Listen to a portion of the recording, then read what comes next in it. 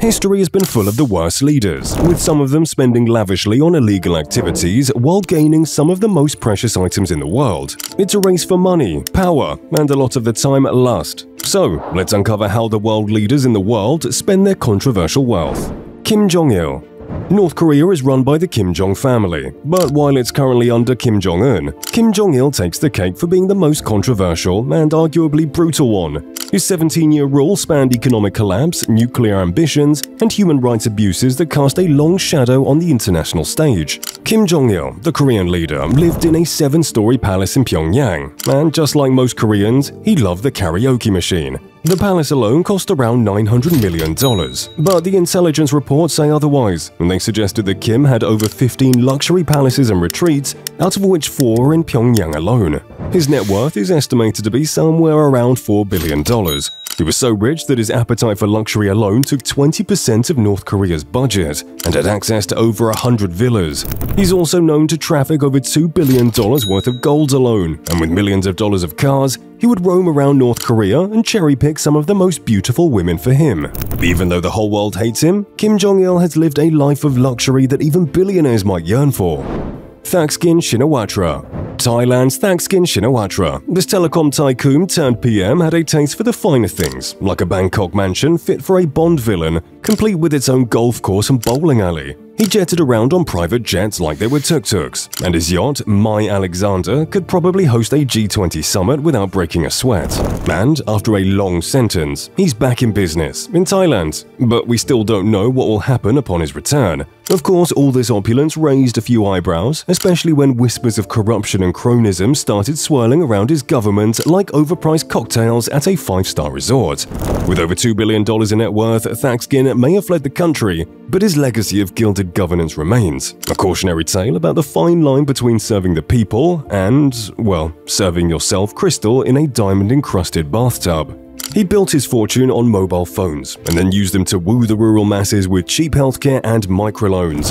Think Robin Hood, but with a Ferrari in the garage and a karaoke room the size of a village marketplace. His Bangkok mansion boasted a golf course, bowling alley, and a karaoke room that can make Celine Dion blush.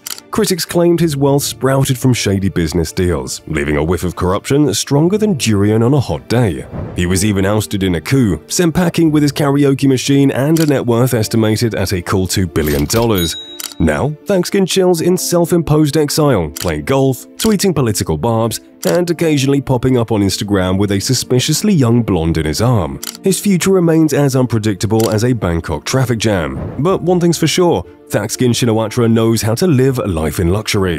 Thaksin Shinawatra's corruption and abuse of his power allowed him to live lavishly beyond what people could comprehend. King Leopold II. But imagine a tyrant sipping crystal on a yacht built with Congolese blood diamonds. Yep, that was Leopold. He squeezed obscene wealth from the Congo Free State, a playground where human rights were the amuse-bouche.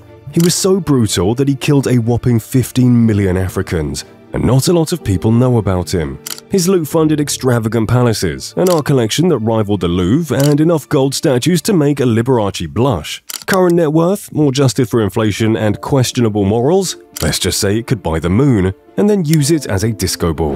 A man who could extract fortune from rubber trees and scandals with equal dexterity. He wasn't your average monarch, sipping tea and waving at corgis. No, Leopold craved a lifestyle as opulent as his Congo plunder. Imagine a king with a palace fit for a blinged-out bomb villain. That was Laken, Leopold's pad. Think gold faucets, enough chandeliers to blind a disco ball, and a private zoo where the only bars were for fancy cocktails. Of course, all that glitter wasn't ethically sourced. Leopold's Congo Free State was less free and more forced labor paradise, where millions were brutalized to squeeze every drop of profit from the land. But hey, at least his Laken library had a first edition, How to Get Away with Genocide for Dummies. His estimated net worth was around $100 to a whopping $500 million, which could very well be just $1 billion if adjusted for today's money. Leopold's legacy? Well, let's just say it's as tangled as a poorly maintained rubber vine. He's left behind a trail of obscene wealth, stunning architecture, and the ghosts of millions. Muammar Gaddafi. But what if I tell you about an even crazier story? Colonel Muammar Gaddafi, the flamboyant Bedouin who ruled Libya for 42 years, was a man of contradictions. He craved revolutionary simplicity, yet lived like a bedazzled Caesar. Think gold-plated Kalashnikovs, camel hair robes woven with threads of platinum, and a personal harem. Gaddafi's palaces were less humble abodes and more disco dome pleasure domes. Take his Bab al-Azizia compound in Tripoli. Think swimming pools disguised as oases, a private zoo featuring a bomb-sniffing lion. But extravagance wasn't Gaddafi's only quirk. He loved theatrics, addressing the UN in flowing robes and declaring himself King of Kings. He also fancied himself a revolutionary leader, funding rebellions across Africa. Well, the 2011 revolution put an end to his reign, leaving his estimated $200 billion in assets scattered like confetti in a sandstorm. Some went to fund rebuilding, some vanished into thin air. The world is full of bad leaders who manipulate the world for their mutual benefit, but we've discussed the ones that have gone above and beyond evil just to feed their luxury lifestyle. If you enjoyed this topic, make sure to watch the next video coming your way.